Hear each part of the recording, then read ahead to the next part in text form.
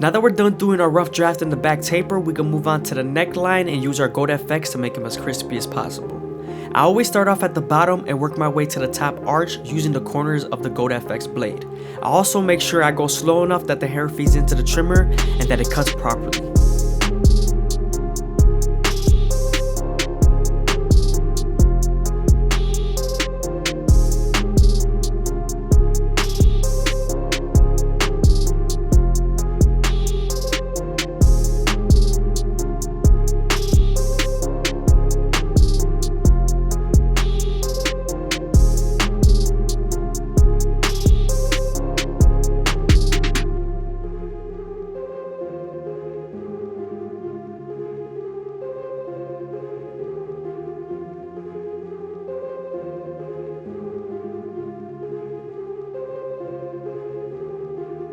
Now that we're done with the back taper and neckline, we can move on to the side taper and create our first guideline. You want to make this guideline at a curved shape so the fade can flow better.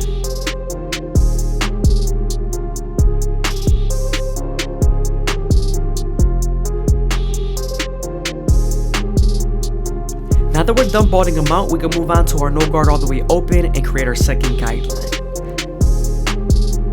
We're then going to slightly close the lever and erase our initial guideline completely.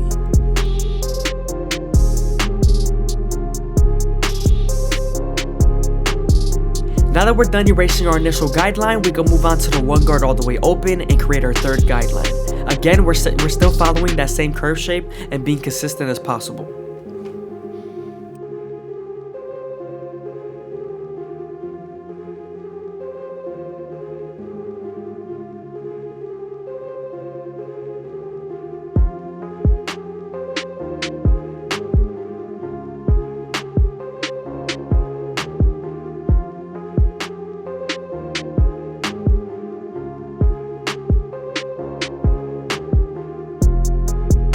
After the one guard all the way open, we're now moving on to the two guard all the way open, creating our fourth guideline.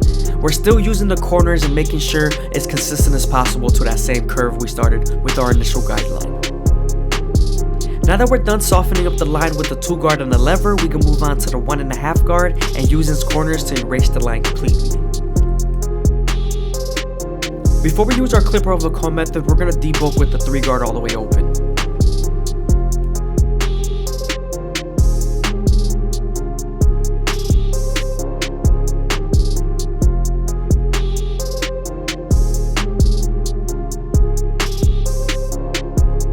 Now we're using our clipper over comb to debulk and make it as smooth as possible to blend into the top hair.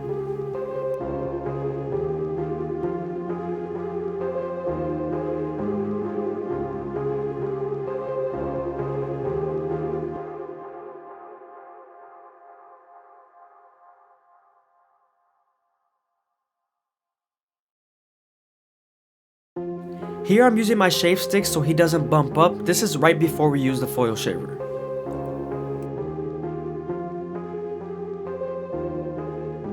Now I'm going to use the Beyblade foil shaver to remove all the stubble.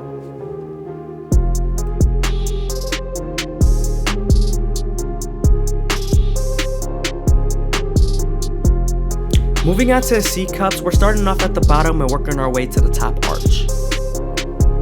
You also want to make sure not to press too hard with the teeth of the trimmer because you could bite them.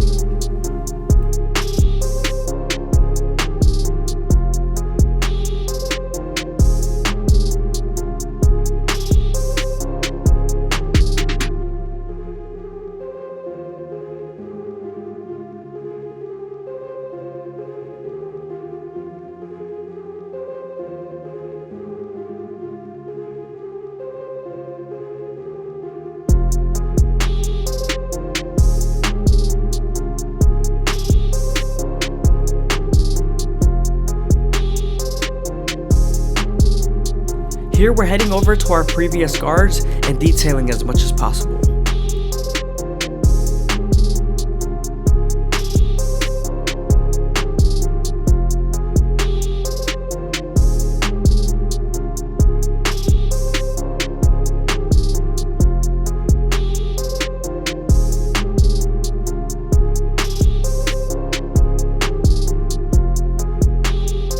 The one guard all the way open is very critical to detailing and also the half guard. You want to make sure you flick out as much as possible and use the corners as much as possible.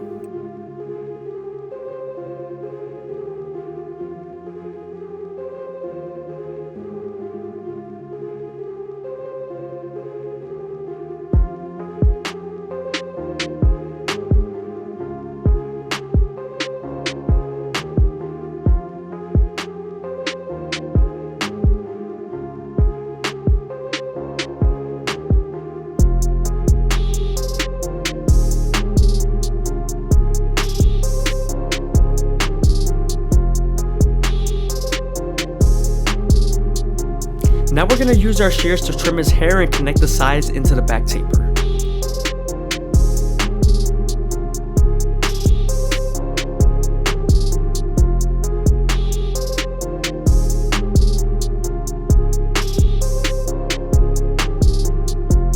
I'm making sure that the hair is nice and damp so I get this true length once I pull it with my fingers.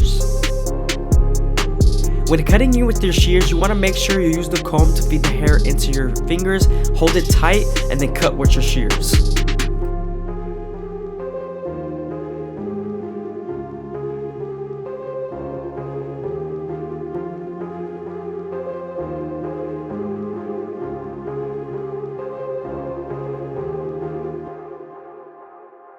I usually make a guideline going across the middle of the head and then connect it to the sides. Taking it piece by piece, making sure I'm as accurate and consistent as possible.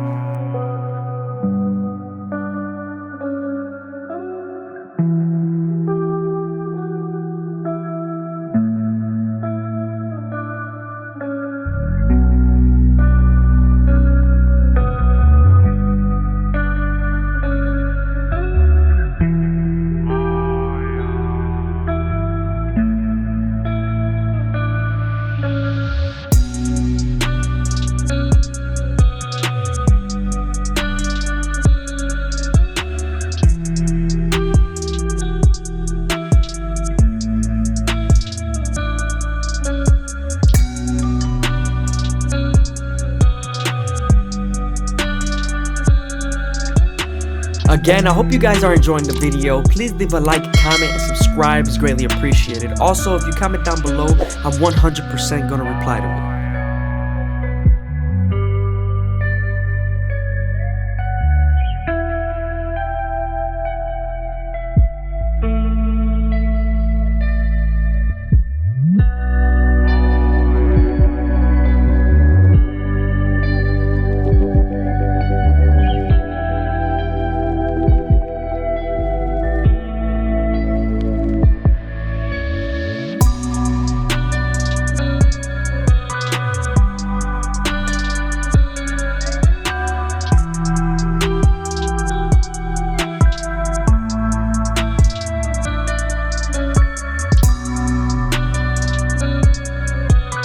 Moving on to our Turkish razor and Derby premium blades, we're going to make them as crispy as possible.